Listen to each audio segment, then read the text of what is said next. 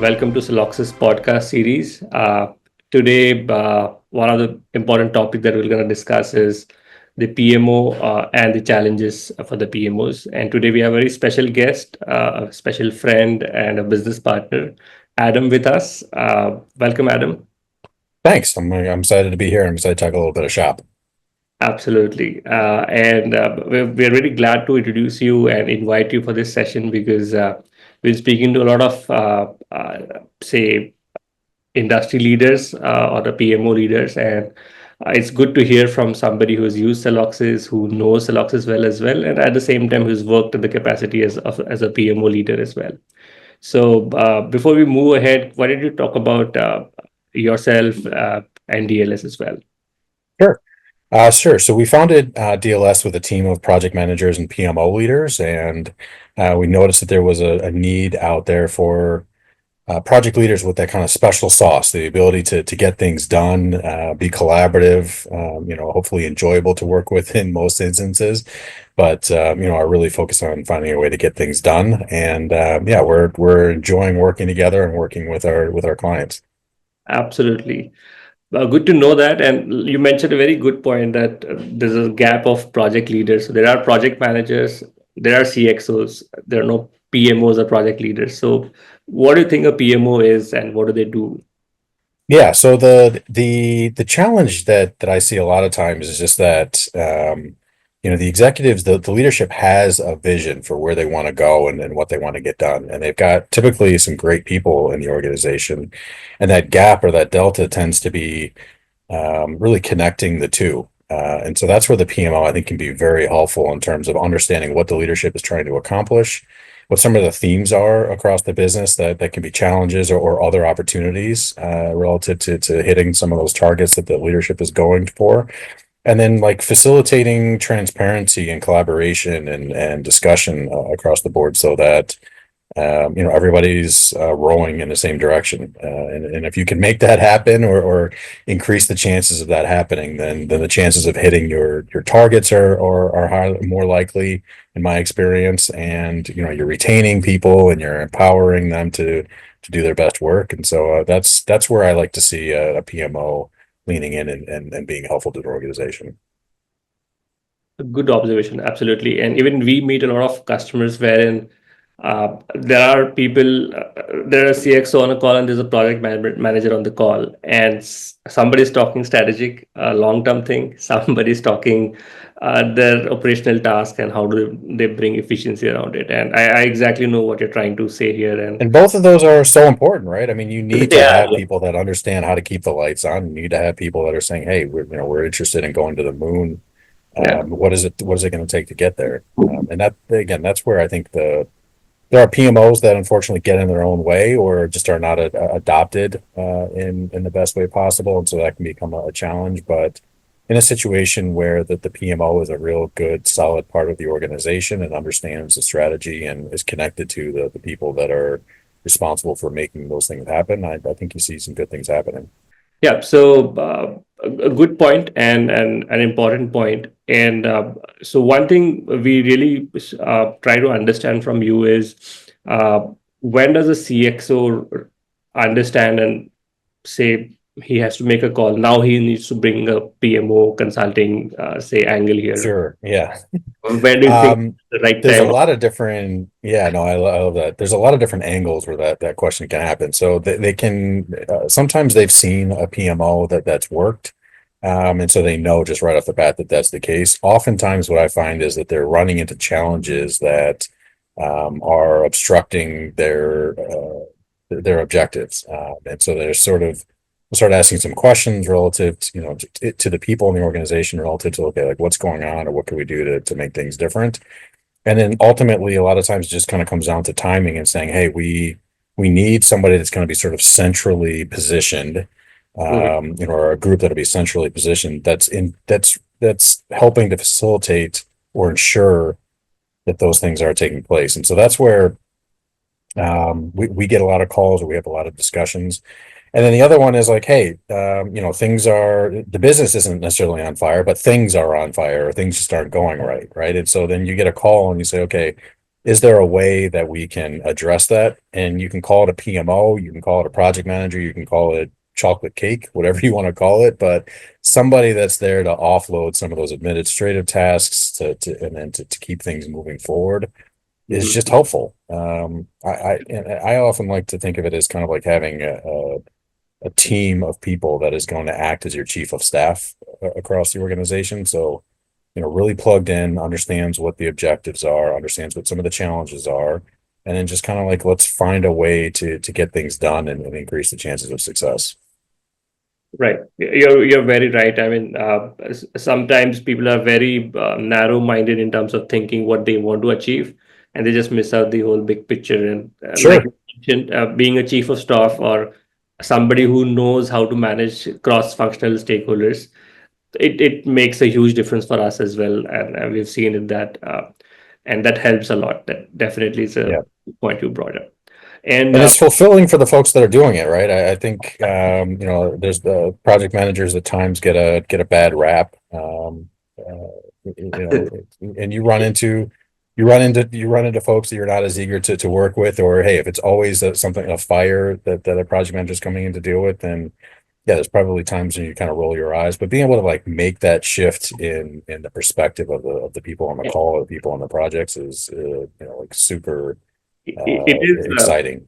It is fulfilling and exciting. Now that you mentioned, today only I was speaking to one of the project manager who said he just likes to solve the mess which is on in front of him, and taking those months and streamlining the processes, that itself is a fulfilling. It uh, is. Yeah. I mean, never mind getting the thing done that you were asked to do, like that's an accomplishment in of itself. But yeah, getting being able to structure a team and organize a team and get the most out of people and kind of see the outcome of that work. And the kind of that servant leadership aspect that comes with being a project manager and right. for in terms of my preference anyways.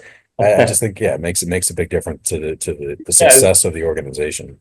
yeah, and connected to that, when we talk about a lot of chaos in the processes, a lot of chaos in the organization, and there's a, like you mentioned, things to solve, sort out.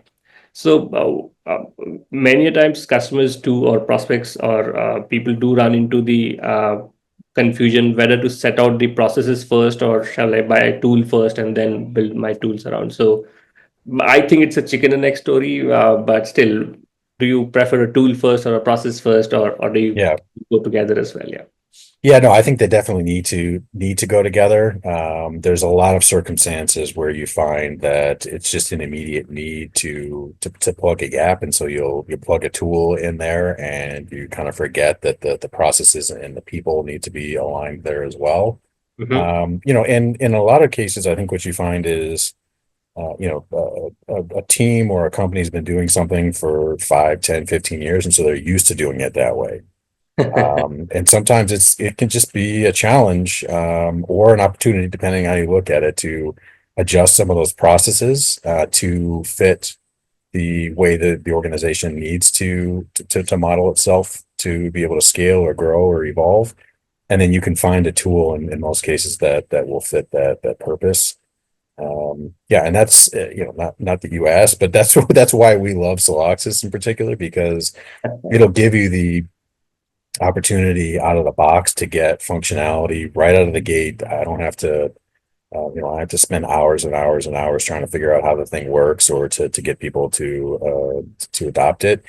But then as soon as I'm, in a place to either evolve the way that we're doing things as an organization or make the customizations that are needed there, I can do that as well. And so, I try to use that as a lesson for any tool that I'm using out there or any recommendation I'm using out there. And it's just kind of based on personal experience with tools like Celoxis as well. Right. Now that you mentioned Celoxis and the benefits that you've actually reaped out of it, can you give me an instance or a sort of success story where this was before Celoxis is what happened, and come Celoxis, you experienced this, and we know you're a staunch supporter of Celoxis, but if you can really throw some story or some experiences share, that Sure. will help for our viewers here.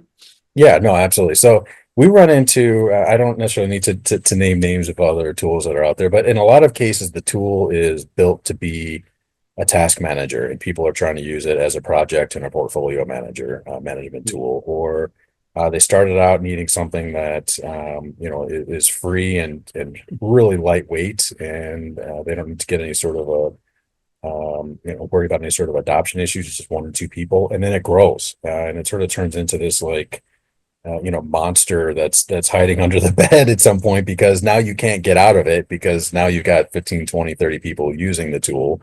It Right. was never built to be used that way as a from the infrastructure perspective of the tool itself, and the processes that were put in place just kind of at the organization just kind of evolved over time. And so we run into a lot of situations like that. One in particular, we had one of those really popular, easy to adopt tools that's out there.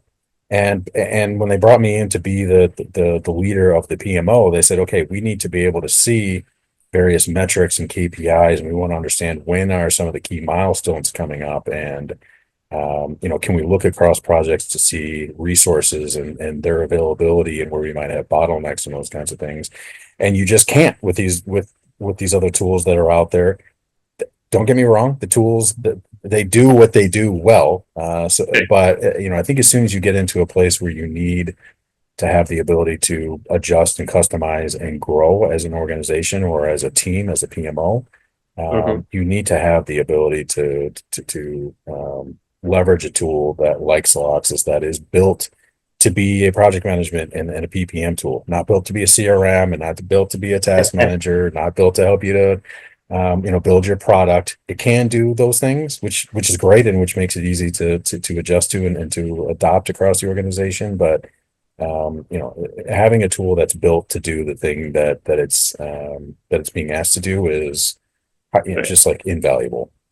Right. And you cannot do it with some smarter spreadsheets as well. And Yeah, we know exactly. that. Exactly. You can to a point, and but then that's when you're gonna give a Loke or Adam a call and ask for help, and we're there for that. I'd love to have that conversation too. Absolutely. And I really do second your thoughts on that, because only a few weeks back we had a call where we were demonstrating Celoxis capabilities to a customer, and she was like, "Wow, you can do this, you can do that, you can do." And then she just wanted to test us, saying, "Can we do this as well, like resource management, cross project Gantt?"